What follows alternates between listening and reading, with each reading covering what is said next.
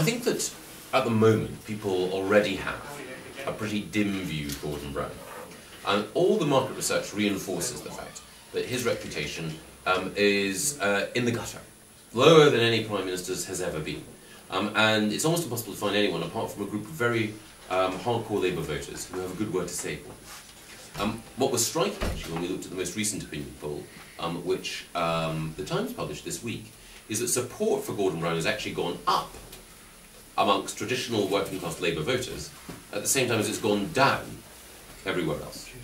And that reinforces the impression that certainly we have, and certainly all market research reinforces, which is that people have made their mind up about it.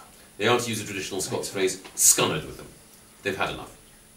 But the electoral problem that we have is that while people are completely exasperated with them and convinced that they've had enough, they're still insufficiently convinced that we will be different. And I think there are a variety of reasons for that. I think reason one is that people are once bitten, twice shy. In 1997, there was another young, attractive, charismatic politician who promised to make a difference and let them down.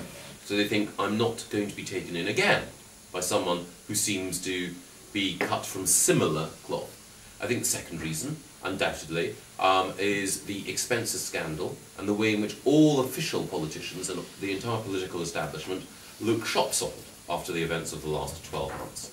And that means that no one who's part of the current political system can seem totally fresh and new and untainted. Even someone like David, who had nothing attaching to him during that period, still seems to have been part of the team that were tainted by what went on. And I think the third thing as well is that overall, people have grown slightly bored with the way in which politicians talk, the sorts of promises they make, the language they use, and so people switch off. You've got to have a particularly striking message to cut through.